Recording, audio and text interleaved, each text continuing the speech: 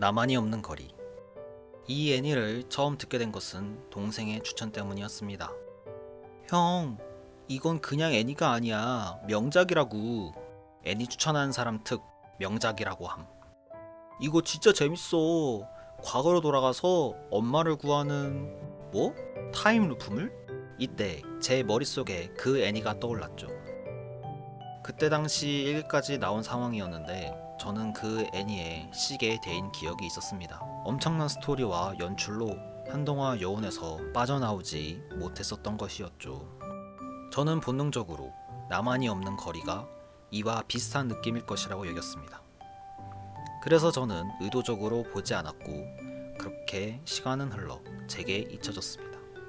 그러던 어느 날 동생이 군대에 가게 되고 훈련소에 있을 동생을 생각하다 보니 떠오른, 그렇게 해서 보게 된 애니, 바로 저와 같이 이야기해봅시다. 처음부터 제가 이야기하고 싶은 부분은 바로 주인공 사토루의 능력을 소개하는 부분입니다.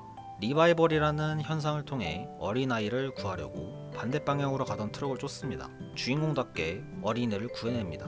여기서 딱 느낌이 오더라고요. 아, 이거 차에 치여가지고 다치겠네. 역시 괜히 남의 일에 끼어드는 게 아니었는데 아이고 내 팔자야 하면서 정형적인 정의로운 면모를 보여주는 주인공의 모습이 나오겠구만 라고 생각했습니다.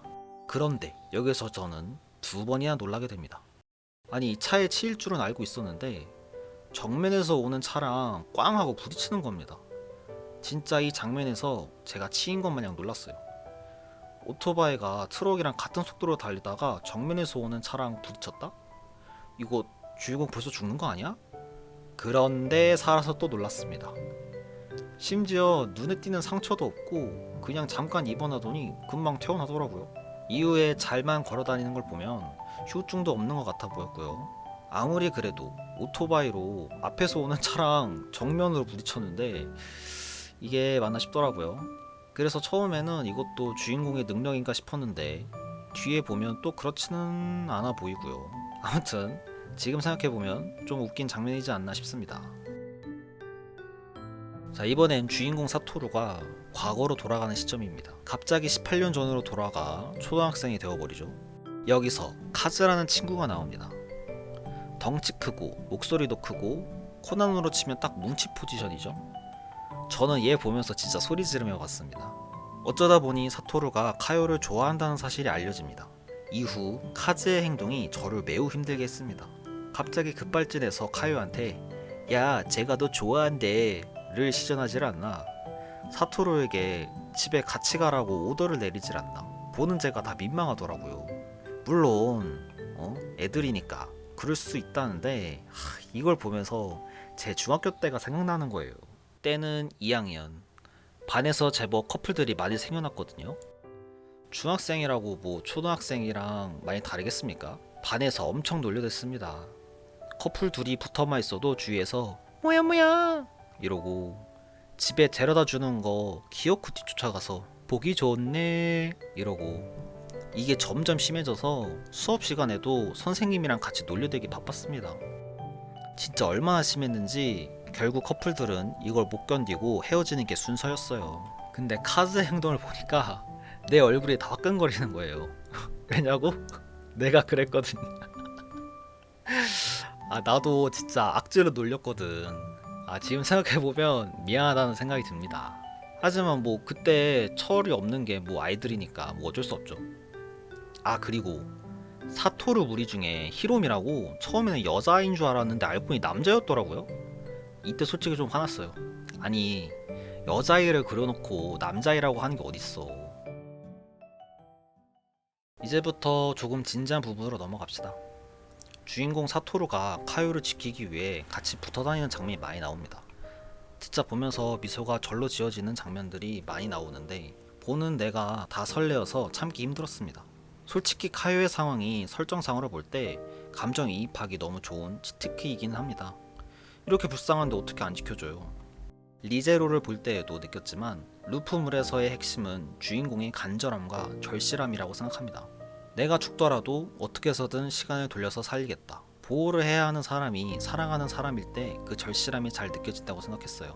주인공이 그 사람을 지키기 위해 방법을 구하며 막 몸부림치고 실패했을 때 느끼는 절망감과 고통스러움, 그리고 다시 시도하기 위해 기꺼이 자기 목숨을 내놓는 이런 절박함이 중요하다고 생각합니다. 나만 없는 거리는 그러한 것들을 잘 표현했다고 생각해요. 사토루가 카요를 필사적으로 구하려는 절실함에서 매력을 느낄 수 있었습니다.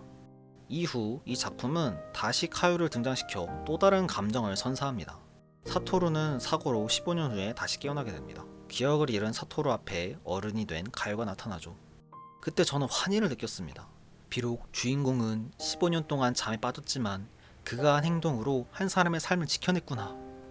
지금까지 사토루의 행동이 드디어 결실을 맺었어. 이런 행복감에 젖어 있을 때 이후 나오는 장면에서 갑자기 저는 무언가에 한 방 맞은 것처럼 어벙하게 있을 수밖에 없었습니다. 사토루 앞에 나타난 가요의 팔에는 아기가 있었거든요. 여기서 주인공 사토루는 내가 행복해서 다행이야 식으로 정말 따뜻하게 말하는데 저는 그럴 수가 없더라고요. 마음이 막 싱숭생숭하고 뭐랄까 옛 첫사랑이 결혼하고 나타난 기분을 제가 다 느끼는 겁니다. 물론 무언가 보상을 바라고 구해준 건 아니지만 뭔가 자기 목숨을 걸고 한 행동의 결과가 이러하다면 솔직히 험할 것 같습니다. 딱! 이 장면을 볼 때 제 가슴 한켠이 아렸습니다.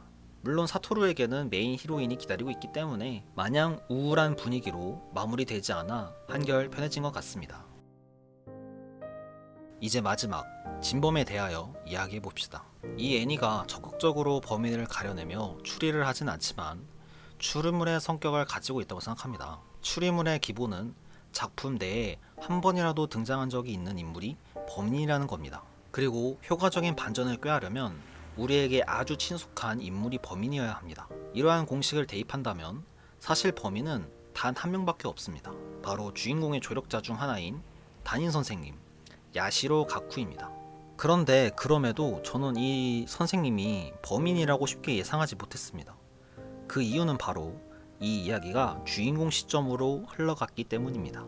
주인공 사토루는 아버지 없이 어머니와 단 둘이 살고 있습니다. 그렇기에 주인공은 연상의 남자에게 의지하기 쉽습니다. 유키 형을 잘 따른 것도 이 때문이라 생각하고 같은 이유로 선생님에게도 의지하게 됩니다. 마지막에선 사토루가 아빠라는 존재는 이런 느낌일까? 라는 식으로 생각하기도 합니다. 우리는 주인공의 시점으로 보기 때문에 선생님에 대한 동경을 우리들도 간접적으로 느끼게 됩니다. 카요의 사건을 선생님이 아주 성공적인 결말로 완성하면서 이 사람은 범인이라기보다는 주인공의 완벽한 조력자이자 믿고 의지하는 대상이 되어버립니다. 자연스럽게 저는 야시로 가쿠를 용의선상에서 지워버립니다. 그런데 이후부터 갑자기 이 선생님의 등장이 눈에 띄기 시작합니다.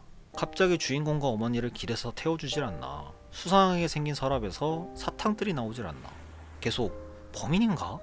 아닌가? 하고 긴가민가하게 만듭니다. 저는 아까도 말했지만 이미 굳게 믿고 있기 때문에 에이 아닐 거야 하고 넘어가게 됩니다. 그리고 단둘이 차에 탔을 때 제발 설마? 벨트가 잘 안 껴질 때도 뭐지? 이거 뭐야?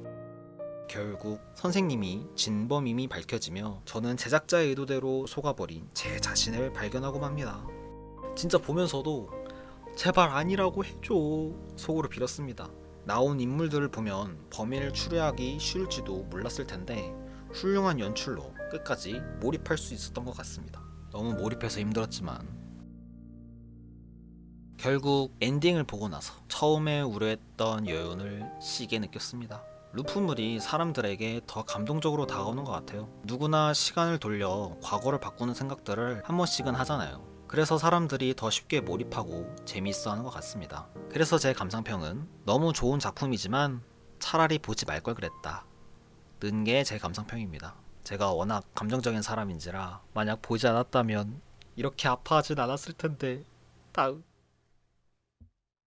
나만 없는 거리 재미있게 보신 분들 혹은 나도 한마디 해야겠다 하시는 분들 댓글을 통해 자신의 생각과 의견들을 적어주세요. 자 그럼 다음에 봅시다. 바이바이.